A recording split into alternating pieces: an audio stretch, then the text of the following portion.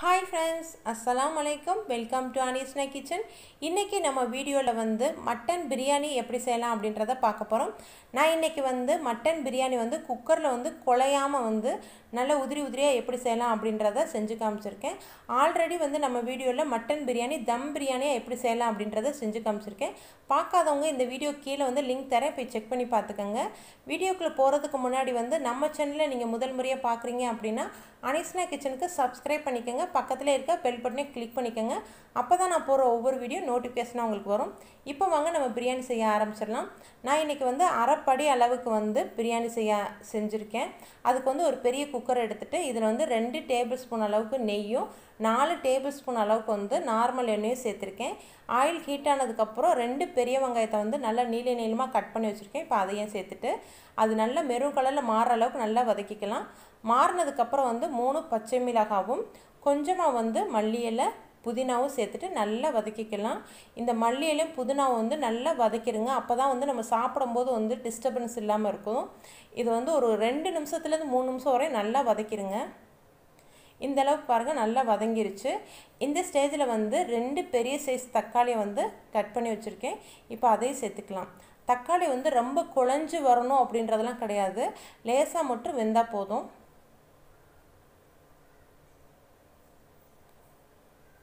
இப்போ பாருங்க தக்காளி வதங்கிருச்சு. இதுல இஞ்சி பூண்டு சின்ன வெங்காயம் மூணுமே சம அளவு எடுத்து 300 கிராம் பேஸ்ட் ரெடி பண்ணி வச்சிருக்கேன். இப்போ இந்த 300 கிராம் பேஸ்ட்டையும் இது கூட போட்டு அதோட பச்சை வாசனை போற அளவுக்கு நல்லா வதக்கிடலாம்.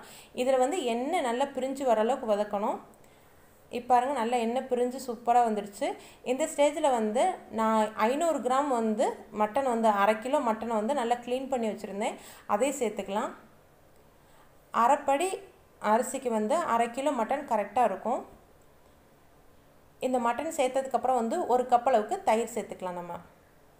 தயிர் நம்ம எதுக்கு சேர்க்கிறோம் அப்படினு பாத்தீங்கன்னா மட்டன் நமக்கு சாஃப்ட்டா கிடைக்கும். அதுக்காக மட்டும் தான் தயிர் சேர்க்கிறோம். தயிரை நல்லா மிக்ஸ் பண்ணி விட்டுட்டு இதுக்கு அப்புறம் 2.5 டேபிள் ஸ்பூன் அளவுக்கு நம்ம வீட்ல அரைச்ச பிரியாணி மசாலாவும் 1/2 டீஸ்பூன் அளவுக்கு தனி மிளகாய் தூளும் சேர்த்திருக்கேன். நீங்க தனி மிளகாய் தூள் சேர்க்கும்போது பார்த்துட்டு கவனமா சேர்த்துக்கங்க. ஏன் அப்படினா ஆல்ரெடி நம்ம 3 பச்சை மிளகாயும் சேர்த்திருக்கோம். உங்களோட காரத்துக்கு ஏத்த மாதிரி கூடவோ குறைச்சோ பார்த்து சேர்த்துக்கங்க. இது எல்லாத்தையும் நல்லா மிக்ஸ் பண்ணி விட்டுட்டு இந்த கறிக்கு தேவையான அளவுக்கு கொஞ்சமா உப்பு சேர்த்துட்டு ஒரு 1.5 டம்ளர் தண்ணி சேர்த்து ஒரு 15 நிமிஷம் மட்டும் நல்லா வேக வச்சு எடுத்துக்கலாம். உங்களுக்கு கறி வேகாத மாதிரி இருந்ததுன்னா ஒரு 2 விசில் மட்டும் விட்டு எடுத்துக்கங்க.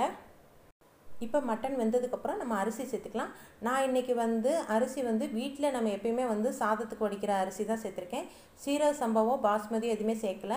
இந்த உலக்குல 2 உலக்கு அரிசி எடுத்திருக்கேன். அதுக்கு தண்ணி அளவு 4 உலக்கு அளந்து ஊத்திக்கலாம். நீங்க எப்பவுமே பிரியாணிக்கு அரிசி சேர்க்கிறதுக்கு முன்னாடியே ஒரு அரை மணி நேரத்துக்கு நல்லா ஊற வச்சிட்டு எடுத்தீங்க அப்படினா உங்களுக்கு சாப்பாடு நல்லா பொளுபொளுன்னு கிடைக்கும். இப்போ இந்த சாதத்துக்கு தேவையான அளவுக்கு உப்பு சேர்த்துட்டு 2 கொதிக்க விடுங்க. கொதிச்சதுக்கு அப்புறம் நம்ம குக்கர் மூடி போட்டு விசில் வச்சுக்கலாம். விசில் வச்சதுக்கு அப்புறம் ஒரு சிம்ல வச்சிட்டு அதுக்கு அப்புறம் விசில் வர வரை வெயிட் பண்ணுங்க. ஒரு விசில் மட்டும் வந்தா போதும். ரொம்ப நேரம் விசில் அடிக்க விட்டுறாதீங்க. ஏன் அப்படினா குழஞ்சிரும் உங்களுக்கு. இப்போ பாருங்க நம்மளுடைய மட்டன் பிரியாணி சூப்பரா குழையாம அழகா கிடைச்சிருச்சு.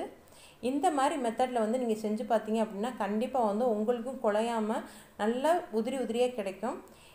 இந்த மாதிரி கண்டிப்பா மட்டன் பிரியாணி ட்ரை பண்ணி பார்த்துட்டு எப்படி இருக்கு அப்படின்றத எனக்கு கமெண்ட்ல சொல்லுங்க.